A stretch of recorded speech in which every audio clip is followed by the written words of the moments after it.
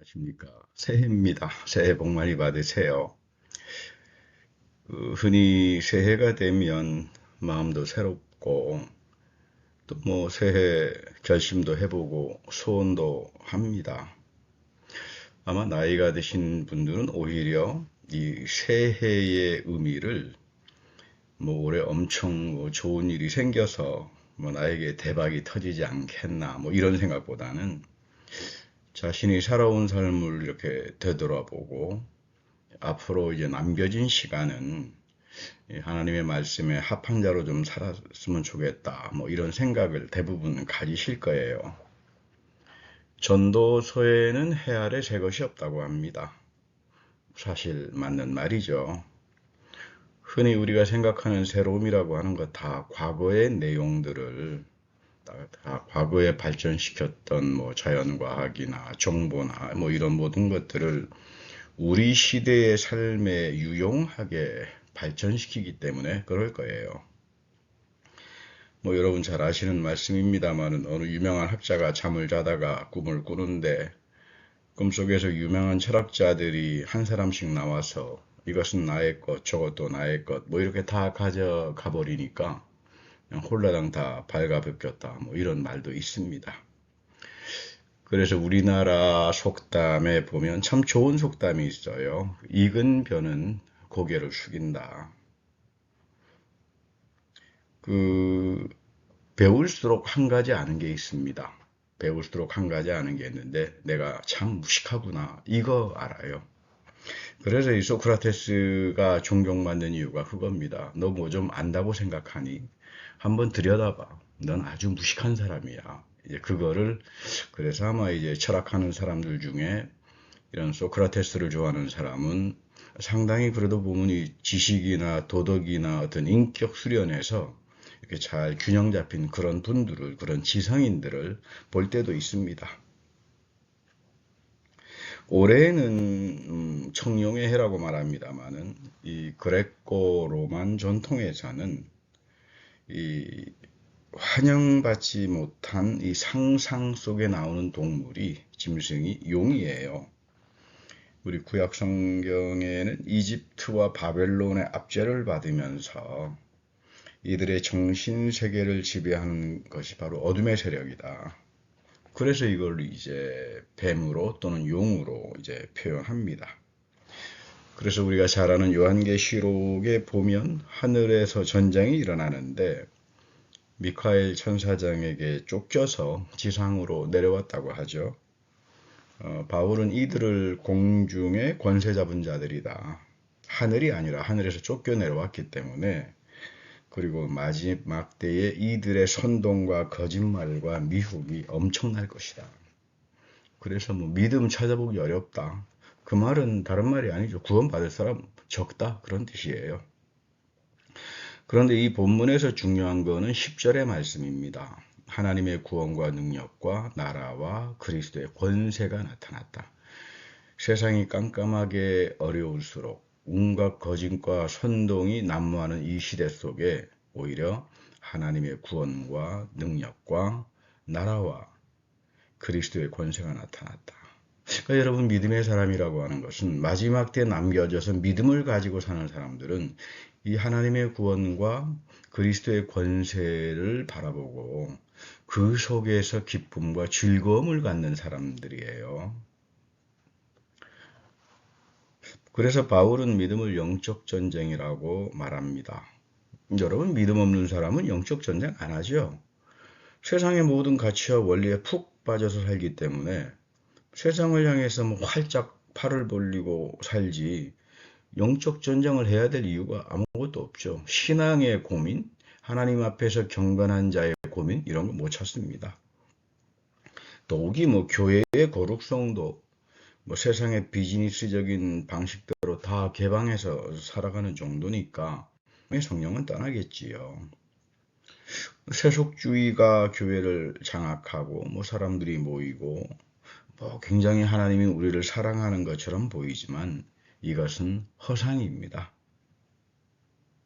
하나님은 반드시 그분이 하신 말씀과 약속에 따라서 역사하시지 인간의 비즈니스나 인간의 어떤 감정주의에 따라서 움직이시는 그런 분이 아니에요. 그러나 나의 마음속에 믿음이 살아있다면 나는 영적 전쟁을 할 수밖에 없습니다. 뭐 하나님이 싫어하는 거는 나도 같이 싫어할 수밖에 없는 거죠. 나의 믿음이 하나님의 새로움으로 채워지기 시작하면 나는 항상 부족한 것을 알게 되고 하나님의 사랑의 충만함, 그 은혜를 사모하면서 살아가는 그런 경건한 태도를 가질 수밖에 없게 되는 거죠. 시편 1편은 우리 유명한 다윗의 축복의 시편이죠. 예, 복 있는 사람은 시작이 상당히 중요합니다. 복 있는 사람은 너 이렇게 하면 복받아 그런 말이 아니에요. 너 자신이 믿음의 사람이고 너 자신이 복이 있는 사람이라면 너의 삶은 이렇게 살아가야 하는 거야. 악인들의 꾀나 죄인들의 길에 서지 않는다. 성경에서 악인은 남을 험담하고 올무를 놓는 사람들이에요. 다윗도 자신의 인생에서 이런 인간들 참 많이 만났고 쫓겨다니고 고통을 당했죠. 그런데 다윗은 그러니까 너희들도 한번 맛 좀 봐라 하고 악당들 험담이나 시기, 음모를 하지 않았습니다. 새 죄인이라고 하는 것은 세상의 탐욕에 빠져 사는 어리석은 자들이에요. 지독하게 자기중심적으로 사는 사람들이죠. 하나님 말씀은 이들에게 별 의미가 없어요.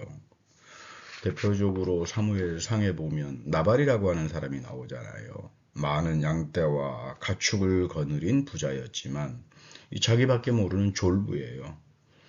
다윗이 사울에게 도망치면서 때로는 틈틈이 나발의 양과 가축을 지켜주기도 해서 그 양털을 깎는 잔칫날에 자기 부하들에게도 음식을 좀 나누어 달라고 했더니 아주 거칠은 수모를 당합니다.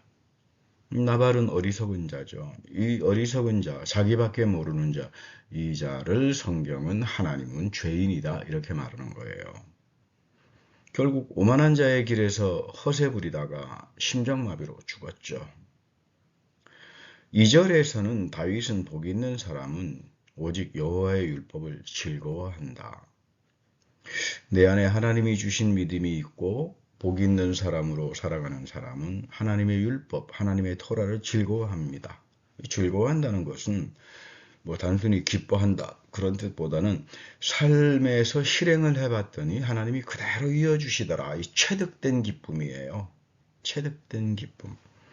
여러분 성경의 모든 약속과 축복은 여러분들이 실행을 하면서 삶에서 하나님께서 이렇게 나에게 이루어 주시는구나. 그 체득이 돼야 돼요. 이게 신앙의 경험이죠. 이런 신앙의 경험이 없으면 우리의 믿음은 아주 텅 빈 공허한 것이 되고 맙니다. 오늘날 유대인 축제 전통에 아주 좋은 전통이 있어요. 토라 율법을 배우고 난 후에 회당에 모입니다. 모여서 이렇게 이틀간 보통 한 10월달 말 정도에 하는데 이 심차트 토라라고 하는 아주 기쁨의 절기가 있어요. 노아의 언약궤에 놓여 있는 토라. 여러분 물론 이제 성서의 언약궤라고 하는 건 뭐 에레미야 시대 때 없어졌지만 그래도 상징적으로도 가지고 있으니까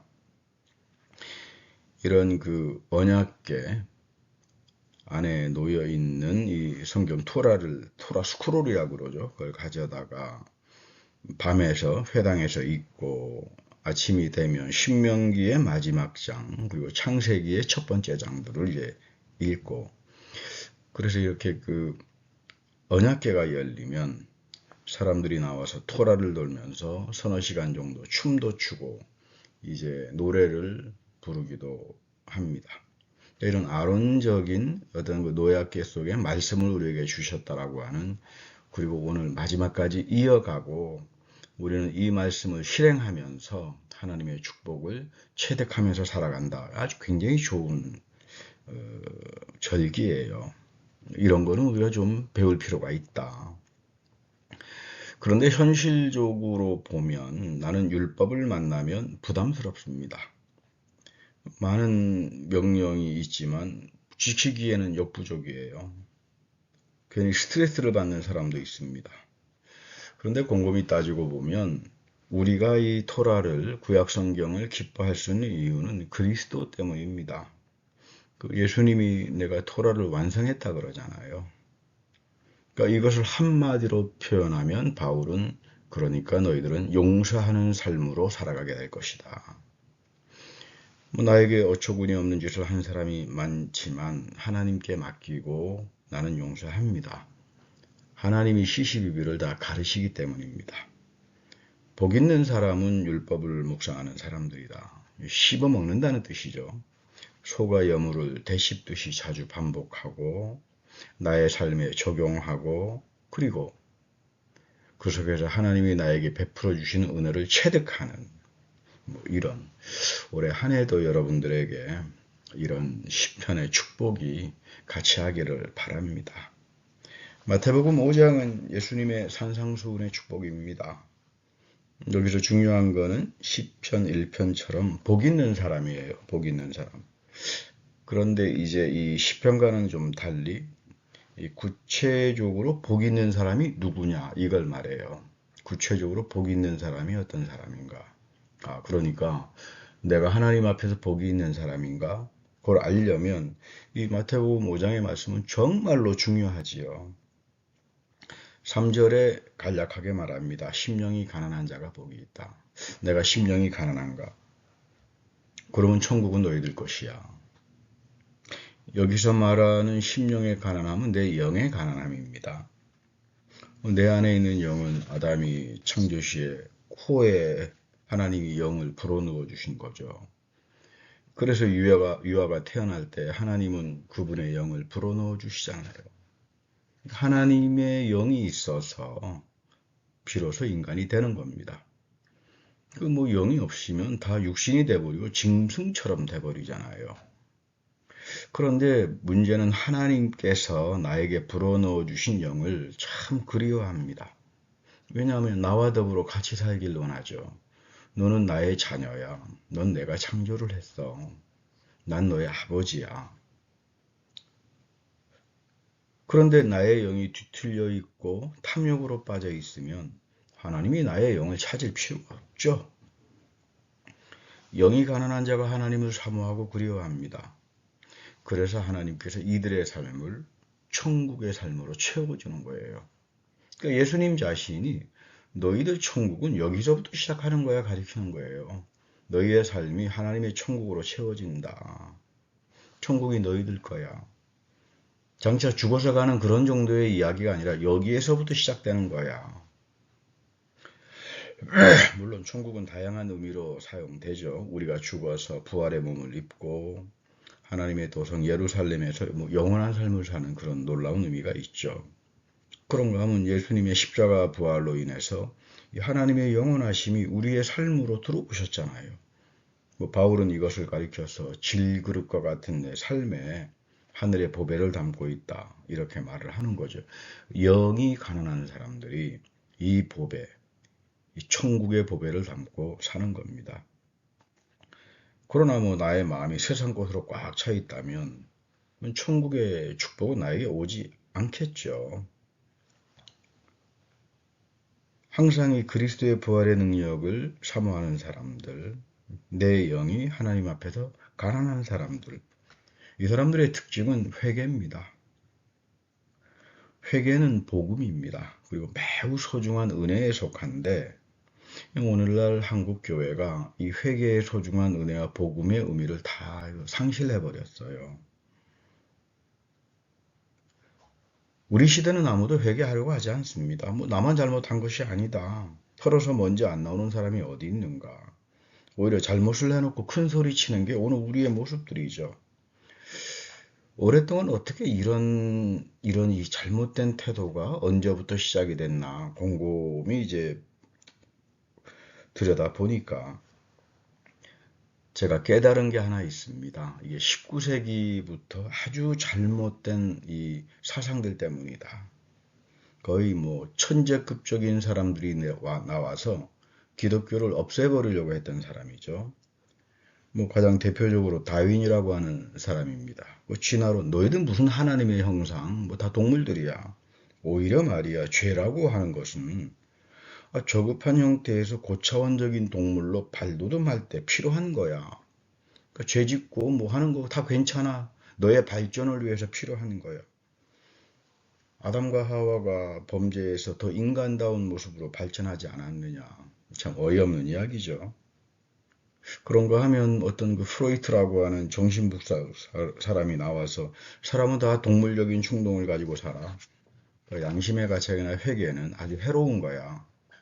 그러나 회개는 나약한 자가 하는 거지. 거기다가 또 뭐 20세기에는 또 유명한 하이데거라고 하는 철학자가 나와서 뭐 회개는 무슨 회개, 기독교는 사라져야 돼. 인간이 하나님의 형상대로 지음을 받았다고? 그 웃기는 이야기야. 뭐 양심이라고 하는 건 위대한 존재가 나를 부르면 거기에 충성하고 하일 히틀러하고 쫓아가는 거야. 그럼 뭐 위대한 히틀러 존재가 나타나서 민족의 이름으로 부르면 그건 내가 거기에 결단하는 게 양심이지 무슨 뭐 양심의 가책이 그런 게 어디 있느냐.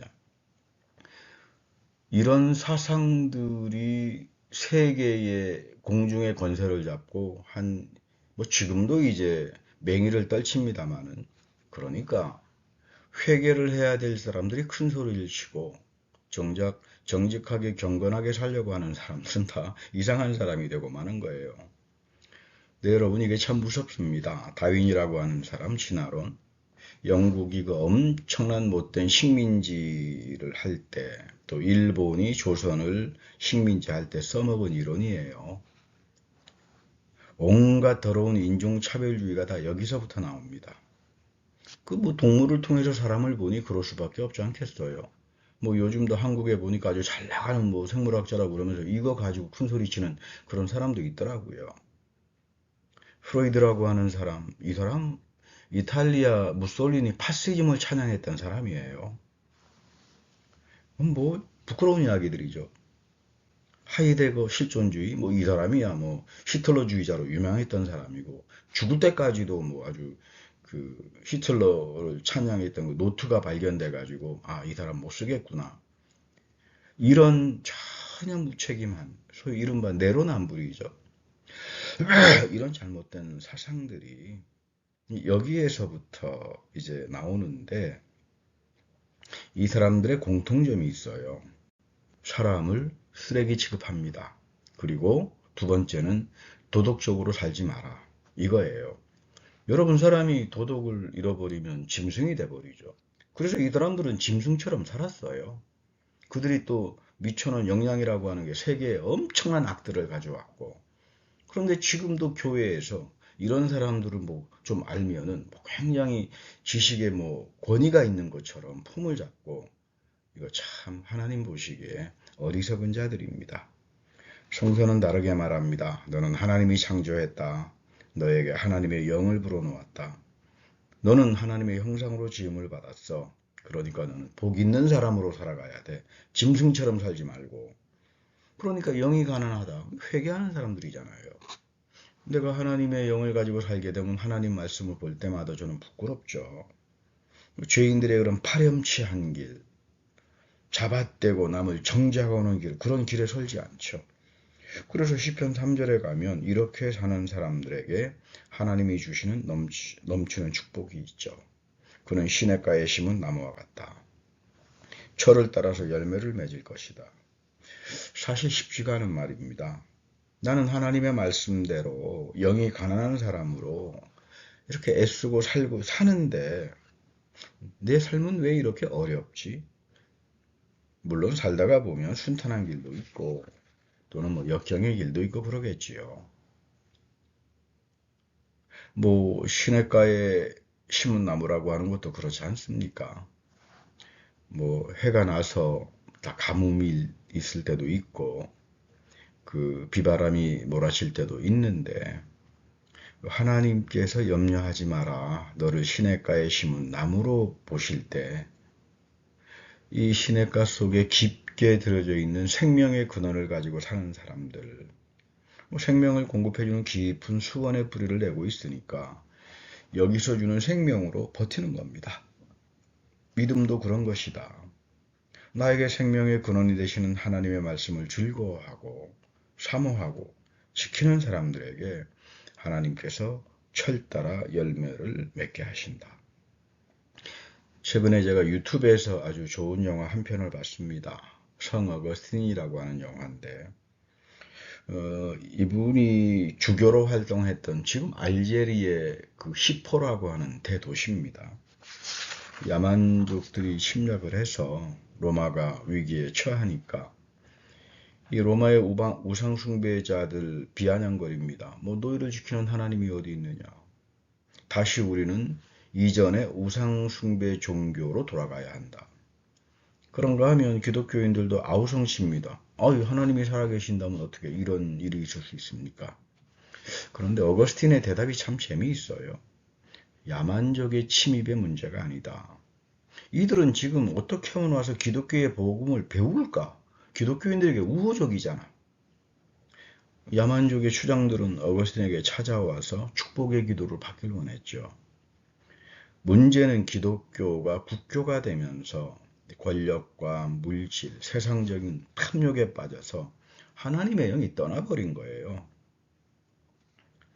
나의 영이 하나님 앞에서 가난한 자로 서지 못하면 하나님 보시기에 내가 시냇가에 심겨진 나무처럼 살지 못하면 나의 인생은 바람에 날리는 겨와 같을 수밖에 없습니다.